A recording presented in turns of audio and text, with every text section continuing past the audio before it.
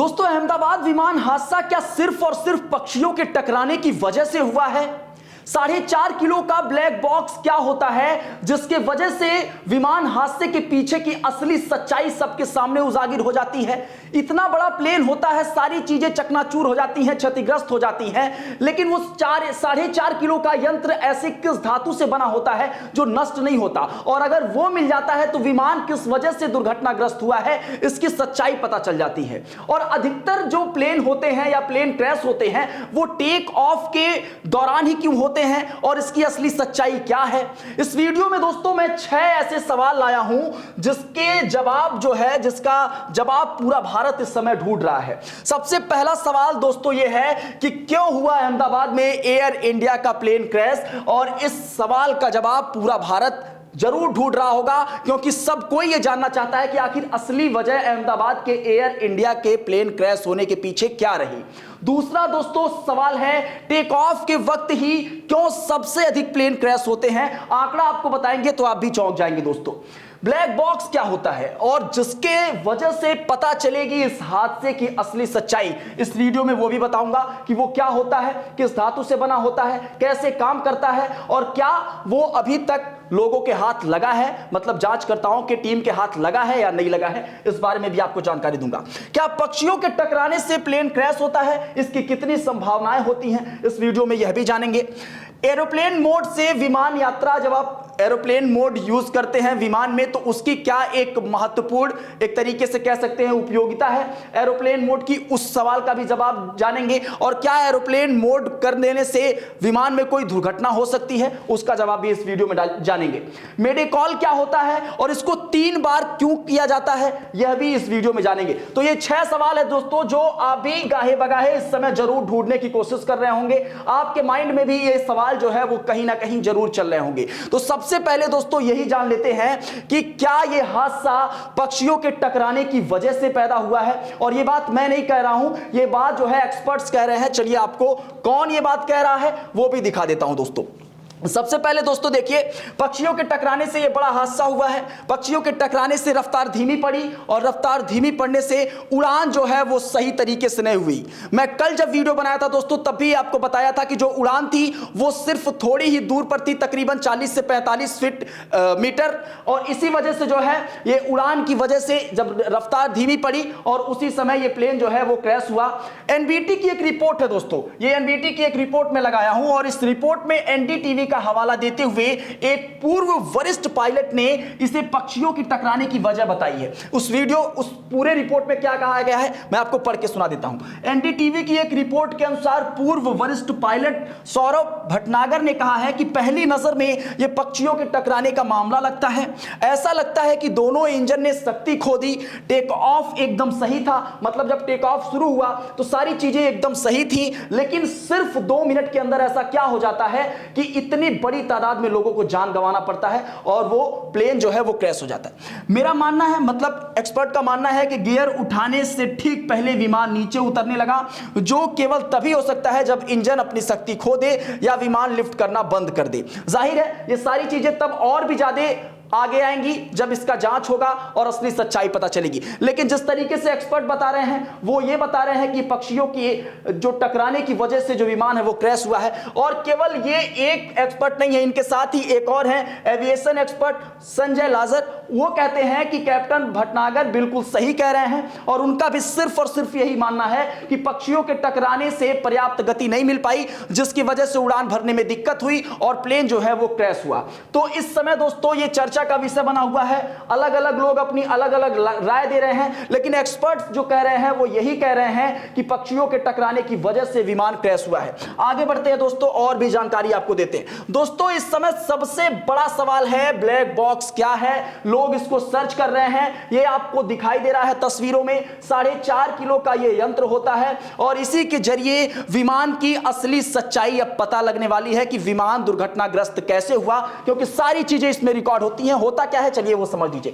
Plane crash होने पर जांच करता है ये ब्लैक बॉक्स, मतलब जब प्लेन क्रैश होता है तो इसी को लोग ढूंढते हैं, जो जांचकर्ता होते हैं वो इसी को ढूंढते हैं ताकि इसी से वो पता लगा सकें कि अंदर क्या एक्टिविटीज हो रही थी, क्या जानकारी मिल रही थी, क्या गतिविधि हो रही थी, विमान के जो पायलट थे वो एटीसी से क्या संपर्क किए, एटीसी उनका क्या मदद किया, ये सारी चीजें इसी से पता चलती हैं दोस्तों। इससे सहूलियत मिलती है कि आखिर प्लेन में क्या हुआ, ये सारी चीजों को जानने के लिए ब्लैक बॉक्स उड़ान से जुड़ी सभी जानकारी और गतिविधियों को रिकॉर्ड करता है। इसे एक मजबूत धातु टाइटेनियम से बनाया जाता है। मैं आपसे पहले भी कहा दोस्तों, इतना बड़ा प्लेन होता है, इतनी मजबूत मजबूत चीजें उसमें लगी होती हैं, वो सारी चीजें क्रैश हो जाती हैं, लेकिन ये क्यों नहीं क्रैश होता? इसका कारण है कि ये बहुत मजबूत धातु टाइटेनियम से बनाया जाता है, जिसकी वजह से ये जो है इसमें कोई दिक्कत परेशानी नहीं आती है। ये गिरता भी है तो इसको चोट नहीं लगती है, मतलब मिट्टी पे गिरे, पत्थर पे गिरे, कोई दिक्कत इसको नहीं होती है।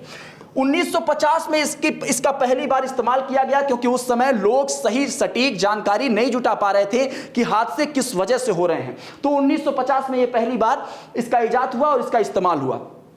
शुरुआत में ये लाल रंग का होता था, हालांकि अभी भी ये आपको दिख रहा होगा, तो ये ऊपर से लाल होता है और उस समय इसको कहा जाता था, जब शुरुआत में इसका उपयोग किया जाता था तो रेड एग इसको कहा जाता था।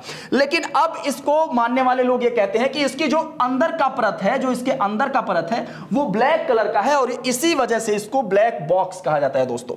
ब्लैक बॉक्स को दोस्तों सबसे पीछे एरोप्लेन के रखा जाता है और इसकी वजन जो है वो 4.5 किलो के आसपास होती है। नाखून के आकार का एक चिप लगा होता है दोस्तों, इसके अंदर नाखून के आकार का एक चिप लगा होता है और उसी में सारी चीजें रिकॉर्ड होती हैं। 2 रिकॉर्डर लगे होते हैं, एक तो कॉकपिट वॉइस रिकॉर्डर जिसको CVR बोलते हैं, तो कॉकपिट में जो भी वॉइस आती है वो इसमें रिकॉर्ड होती है। इसके साथ ही दूसरा फ्लाइट डाटा रिकॉर्डर जिसको FDR बोलते हैं, तो ये दोनों रिकॉर्डर जो है इसमें लगे होते हैं और दोनों जगहों की चीजों को रिकॉर्ड करते हैं। 10 से 15 दिन तक इसके डाटा को निकालने में समय लगता है, 10 से 15 दिन लग जाता है इसको रिकवर करने में, इसको निकालने में। अब आप सोचिए कि 10-15 दिन कैसे वो सारी चीजों को आप आगे बढ़ाते हैं। तो इस दौरान जो है विमान और ATC के बीच जो कनेक्टिविटी हुई रहती है या फिर कोई मैसेज भेजा रहता है, उस दौरान वो सारी चीजों को खंगालने की कोशिश करते हैं। तो ये ब्लैक बॉक्स है दोस्तों, जो अगर मिल जाएगा, अभी हालांकि मिला नहीं है, जांच इसकी लगातार जारी है, ये मिल जाएगा तो ये पता चल जाएगा कि विमान की असली सच्चाई क्या है, दुर्घटनाग्रस्त वो क्यों हुआ।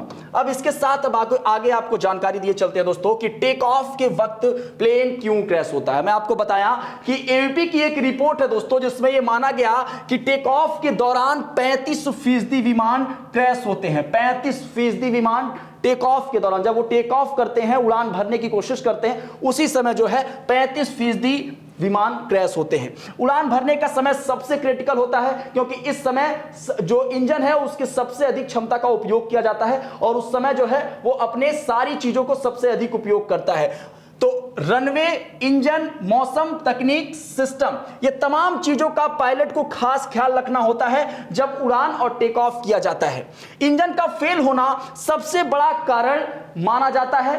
इसमें चाहे पक्षियों के टकराने की बात हो, चाहे मैन्युफैक्चरिंग डिफॉल्ट की बात हो, चाहे फ्यूल प्रेशर की वजह हो, ये तमाम चीजें जो हैं वो इंजन की फेल होने की वजह बन सकती है। इंजन फेल होता है, उस दौरान भी जो प्लेन है वो क्रैश होता है। इसके साथ ही पायलट की गलती, पिच एंगल, रनवे स्पीड और लिफ्ट पॉइंट, ये तमाम चीजें ऐसी हैं जिसके वजह से प्लेन क्रैश होता है और ये सारी चीजों का ध्यान टेक ऑफ के दौरान ही रखा जाता है सबसे अधिक। खराब मौसम जैसे थंडर स्टॉर्म, जैसे मतलब बिजली के साथ बहुत अधिक गड़गड़ाहट, तेज हवाएं, कम विजिबिलिटी, ये तमाम चीजें भी विमान को दुर्घटनाग्रस्त कर सकती हैं और ऐसा पिछले कई सालों में बार बार ये सारी चीजें देखी गई हैं। तकनीकी खराबी, चाहे वो टेक ऑफ हो या लैंडिंग के वक्त कम समय का हो, उस दौरान भी ये सारी चीजें देखी जाती हैं। अगर तकनीकी खराबी हो, चाहे उसमें लैंड गियर की बात करें, चाहे ऑटो थ्रॉटल सिस्टम की बात करें, हाइड्रोलिक्स या फिर एयर स्पीड इंडिकेटर में कोई फॉल्ट हो गया हो, उसकी वजह से भी प्लेन जो है वो क्रैश होता है। तो टेक ऑफ के दौरान ये सारी चीजें बहुत मायने रखती हैं। ये 5 चीजें, जिसमें खराब मौसम, तकनीकी चीजें जो है, पायलट की गलती और इसके साथ ही जो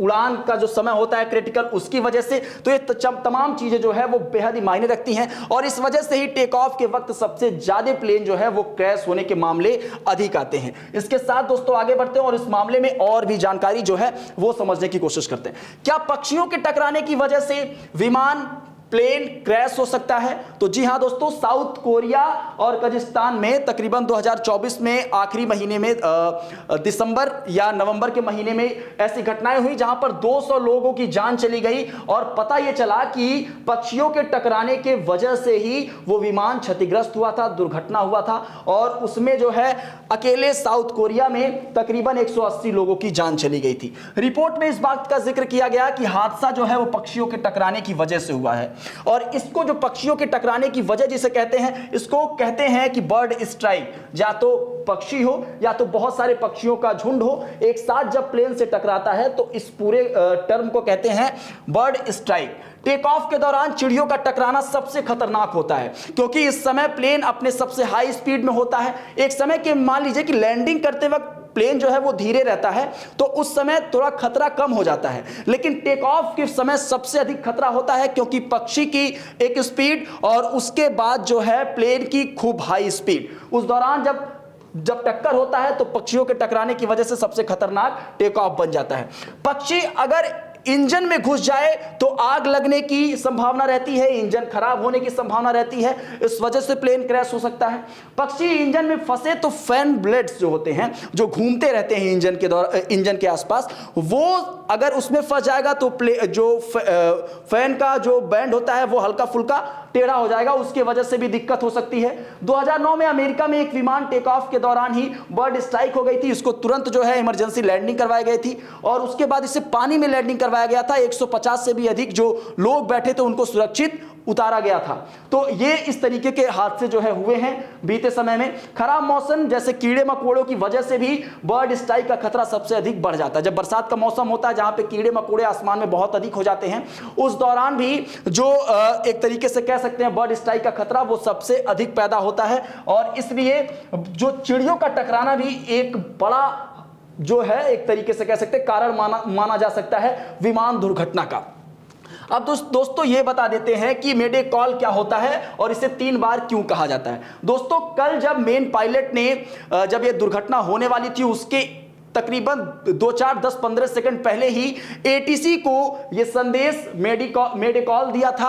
3 बार उसको मेडे कॉल कहकर ये एटीसी को मैसेज भेजा गया था, लेकिन जब एटीसी जो है इसको बात करना चाहिए तो वहां पे कोई संपर्क नहीं हो पाया, कनेक्टिविटी पूरी तरीके से टूट गई। होता क्या है, ये मेडे कॉल एक इमरजेंसी मैसेज होता है। इमरजेंसी मैसेज जैसे पायलट या फिर जो विमान है वो किसी संकट में फंसा हो तो इस मैसेज का उपयोग किया जाता है मेडे कॉल का, जो विमान द्वारा तकनीकी तरीके से एटीसी को भेजा जाता है। एक तरीके से कह सकते हैं कि रेडियो के जरिए एटीसी को ये मैसेज मेडे कॉल भेजा जाता है। इसका अर्थ होता है हेल्प मी।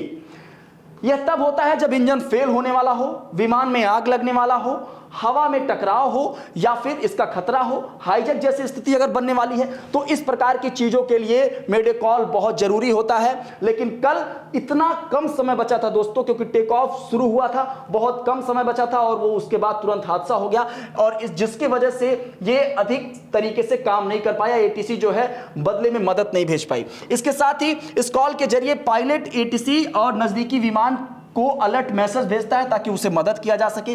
प्लेन में रेडियो में 3 बार बोला जाता है मेडे मेडे मेडे, मतलब मदद करो मदद करो मदद करो मदद करो, तो 3 बार इसको बोला जाता है। तो आपको यह भी पता चल गया कि मेडे कॉल होता क्या है और ये जब कल किया गया था तो क्यों इसके वजह से जो है मदद नहीं पहुंच पाई, क्योंकि समय बहुत कम बचा था दोस्तों। अब इसके साथ आपको बता देते हैं दोस्तों, एरोप्लेन मोड आपके मोबाइल में होगा और कई बार उसको आप उपयोग भी करते होंगे, हालांकि आप अपनी निजी जिंदगी में अलग अलग उपयोग उसका करते होंगे, लेकिन जब आप विमान में जाते हैं यात्रा करने तो उस दौरान आपको कहा जाता है कि अपने मोबाइल का एरोप्लेन मोड ऑन कर लीजिए ताकि किसी प्रकार की कोई दिक्कत ना हो। जितने भी यात्री बैठे होते हैं सबसे इसी तरीके से जो एरोप्लेन मोड है उसे ऑन करने के लिए कहा जाता है। एरोप्लेन मोड जो है ऑन करने के लिए इसलिए कहा जाता है दोस्तों क्योंकि फोन में लगातार सिग्नल जो नेटवर्क्स आपके पकड़ते हैं वो सिग्नल के थ्रू पकड़ते हैं। अब आप सोचिए कि अगर एक साथ 100 लोगों का सिग्नल ऑन रहे हवाई जहाज में, विमान में, तो जो कनेक्टिविटी है, जो विमान का कम्युनिकेशन सिस्टम प्रोसेस है वो कैसे काम करेगा, क्योंकि वो तो लगातार ढूंढता रहेगा अपनी कनेक्टिविटी, तो उसकी वजह से वो दिक्कत ना फंसे, उसमें जरा भी एरर ना आए, इस वजह से जो है एरोप्लेन मोड को बंद करने के लिए कहा जाता है। यह सिस्टम विमान कम्युनिकेशन कम्युनिकेशन प्रोसेस को बेहद ही ज्यादा प्रभावित करता है। रेडियो वेव्स के साथ साथ इलेक्ट्रोमैग्नेटिक इंटरफेरेंस पैदा करता है ये। इससे फ्लाइट के सिग्नल में परेशानी आती है, जिसके चलते पायलट को किसी ग्राउंड स्टाफ या एयर ट्रैफिक कंट्रोल से कनेक्ट करना पड़ता है, मतलब एटीसी से कनेक्ट करना पड़ता है। तो बेसिकली इसी वजह से जो एरोप्लेन मोड है उसे ऑन करने के लिए कहा जाता है। हालांकि 2023 में एक घटना ऐसी भी आई जहां पर एक चौधरी नाम के, उसका सरनेम चौधरी था, और विमान वाले उससे बार बार कहते रहे कि आप अपना जो एरोप्लेन मोड है उसे ऑन कर लीजिए, लेकिन वो जब तक चीजें शुरू हो गई, मतलब टेक ऑफ शुरू हो गया, वो लगातार बात करता रहा। फिर जो विमान है उसको वापस जो है लैंडिंग करवाई गई और उन तमाम यात्रियों को उतारा गया जो फोन जो है फोन में एरोप्लेन मोड ऑन नहीं किए हुए थे। और इसमें शिकायत हालांकि दर्ज नहीं कराई गई थी उनके तरफ से, उनको तुरंत छोड़ दिया गया, लेकिन इसके साथ उसके 10 साथी भी थे, उनको भी तुरंत वापस उतार दिया गया। तो इस तरीके का ख्याल रखा जाता है दोस्तों। लेकिन जिस तरीके से मैंने अभी आपको ये सारी चीजें समझाई, क्या इसका जवाब आप ढूंढ रहे थे? और अगर इसका जवाब आपको इस वीडियो में मिला हो तो कमेंट बॉक्स में जरूर बताइएगा। बने रहे मीडिया लैंड नेटवर्क के साथ।